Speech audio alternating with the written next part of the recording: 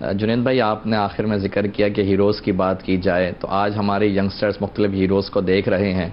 تو اصل ہیروز کون ہیں، اصل سٹارز کون ہیں؟ تو آئیے نبی پاک صلی اللہ علیہ وسلم سے پوچھتے ہیں کہ سٹارز کون ہیں، من هم النجوم، who are the stars؟ واہ! تو حضور علیہ السلام نے فرمایا اصحابی کالنجوم، کہ میرے صحابہ جو ہیں یہ ستاروں کی مانند ہیں، اور یہ اصل سٹار ہے، یہ اثر سٹارز ہیں، تو ان کو ہم نے فالو کرنا ہے۔ تو آج انہی کا ذکر پاک اور ذکر خیر کرنے کے لیے ہم موجود ہیں۔ اور صحابہ کون ہیں، ان کی معرفت کیسے حاصل ہو، تو اس کا اندازہ ہمیں اس حدیث پاک سے لگ سکتا ہے جو حضرت عبداللہ ابن مسعود رضی اللہ تعالیٰ عنہ بیان فرماتے ہیں کہ ان اللہ نظر علی قلوب العباد، کہ اللہ پاک نے لوگوں کے قلوب کو چھانا اور اس میں نبی پاک صلی اللہ علیہ وسلم کے قلب پاک کو سب سے بہتر پایا۔ سبحان اللہ۔ آپ علیہ السلام کو اللہ پاک نے اپنے لیے چن لیا اور پھر آپ کو مبعوث فرمایا رسالت کے ساتھ، اور پھر فرمایا کہ اللہ پاک نے اپنے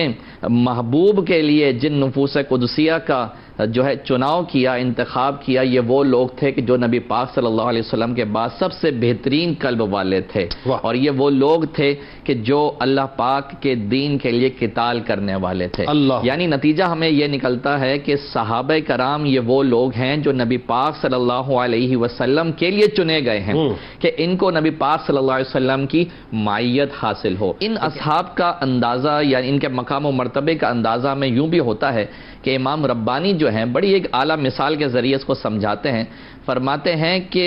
اصحاب کہف یہ وہ لوگ ہیں، امام ربانی فرماتے ہیں جن کو فقط ایک نیکی کی وجہ سے، وہ نیکی کیا تھی؟ اپنے دین کو محفوظ کرنے کے لیے غار میں چھپنا، اس نیکی کی وجہ سے ان کا مقام و مرتبہ یہ ہو گیا کہ ان کا ذکر قرآن پاک میں آیا۔ اللہ پاک نے ان کے بارے میں فرمایا ان اصحاب الکہف والرقیم کانوا من آیاتنا عجبا، اللہ پاک نے اصحاب کہف کو، پہاڑوں کے کنارے والوں کو اپنی عجیب نشانیاں قرار دیا، یعنی اللہ پاک نے ان کو ایک نیکی کی بنا پر اپنی بڑی نشانی قرار دیا گیا، اور ان کے بارے میں فرمایا وَنُقَلِّبُهُمْ ذَاتَ الْيَمِينِ وَذَاتَ الشِّمَالِ، کہ ہم ان کی کروٹیں سیدھی جانب اور الٹی جانب پلٹ رہے ہیں، وہ مقام و مرتبہ ان کو رب تعالیٰ نے عطا فرمایا فقط ایک نیکی کی وجہ سے۔ لیکن جن کی نیکیوں کا عالم یہ ہو کہ جو آپ نے اپنے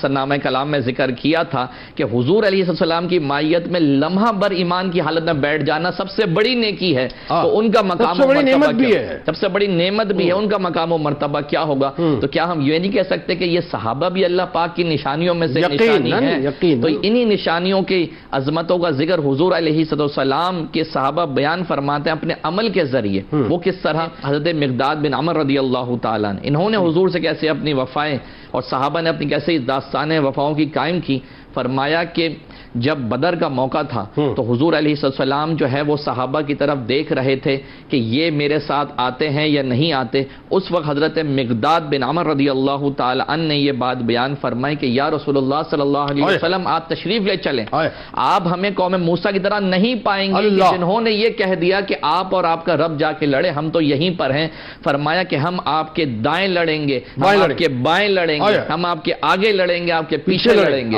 حضرت سعد بن معاذ رضی اللہ سعد بن معاذ کا اگر آپ دیکھیں نا، سمندر میں آپ جائیں آپ کے ساتھ کودیں گے، اگر آپ سمندر میں جانے کی بات کریں گے تو ہم وہاں پر بھی آپ کا ساتھ دیں گے۔ تو گویا کہ اقبال کی زبان پہ انہوں نے کہہ دیا تھا کہ دشت و دشت صحرا بھی نہ چھوڑے ہم نے، میرے ظلمات میں دوڑا دیے گھوڑے ہم نے۔ یعنی جو بھی معاملہ ہوگا آپ کے اشارہ ابرو کی دیر ہوگی اور ہماری جانیں ہم ہتھیلیوں میں لے کر حاضر ہوں گے۔ تو یہ وہ نفوس قدسیہ ہیں، حضرات صحابہ ہیں کہ جن کے بارے میں امام ربانی کیا فرماتے ہیں؟ امام ربانی فرماتے ہیں کہ خیر التابعین، یعنی حضرت سیدنا خواجہ اویس کرنی رضی اللہ تعالیٰ کیا عظیم مقام و مرتبے والے، لیکن فرمایا کہ ان تمام تر عظیم مرتبوں کے باوجود وہ وحشی بن حرب کے پہلے مقام تک نہیں پہنچ سکتے۔ کیوں؟ کیونکہ انہوں نے حضور کی معیت، حضور کی صحبت اور حالت ایمان میں حضور کو دیکھ لیا تھا، تو جو مقام ان کا ہے اس کے پہلے مقام کو بھی ویسے کرنی نہیں پہنچ سکتے۔ بھائی دیکھیں نا کہ بات یہ ہے کہ کوئی شخص جو ہے وہ اپنا احد پہاڑ کے برابر